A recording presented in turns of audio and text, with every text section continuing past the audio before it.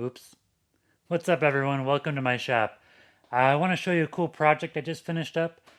I was looking for a cord cover to cover up the cord for my table saw, and on Amazon they've got some small light duty ones, but they don't accommodate the large diameter wire that you need for like a 220 volt system. So let me show you the problem and how I fixed it. So over here we've got the wall. This wall is where the 220 volt plug is.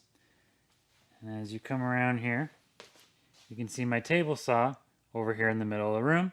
And in the middle is this cord. Now this cord is kind of a tripping hazard.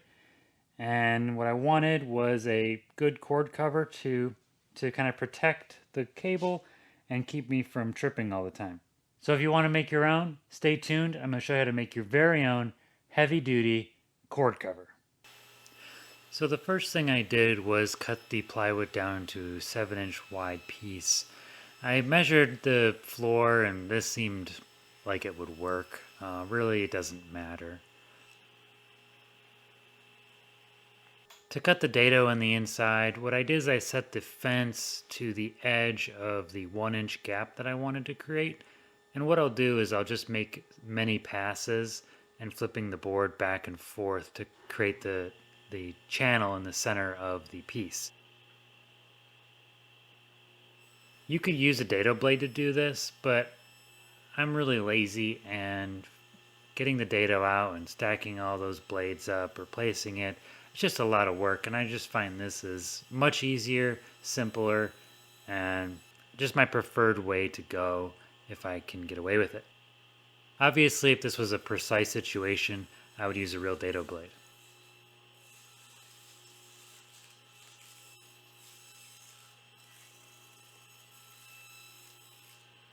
After forgetting what I was doing for a minute, I decided I should probably cut the bevels on the edge of the cord cover.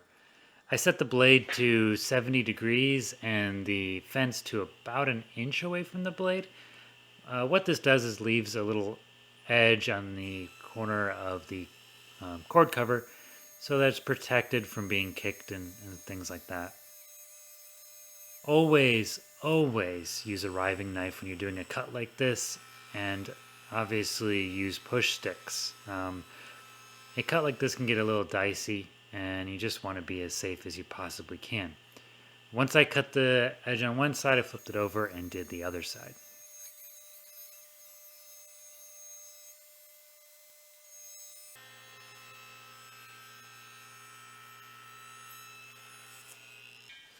It's always good to kick everything out of the way on the floor when you're trying to test fit a piece. You got random pieces of copper laying around, some PVC, some other garbage. Yeah, I usually leave that stuff on the floor until I need to fit something there. But perfect fit, and might as well pick up some junk up while I'm down here. For a little extra protection, I'm going to smear on some shellac. This is my new favorite finish, and I like it because it dries super fast and you can just slather it on coat after coat.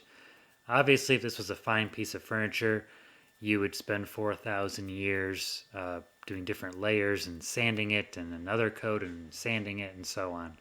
But this is just a quick and dirty method for me.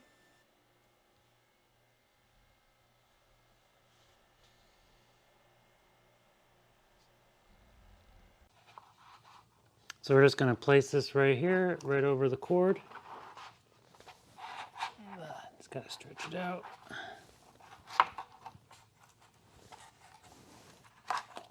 There we go, just like that. And that is how you build your own floor cover to keep yourself from tripping over cords on the floor, and it'll save you maybe a couple dollars, but definitely will cost you a lot more time than just buying it. So if you like this video, be sure to like and subscribe. And if you have any questions or other ideas around the shop that you'd like me to build, be sure to leave them in the comments below. Thanks for watching.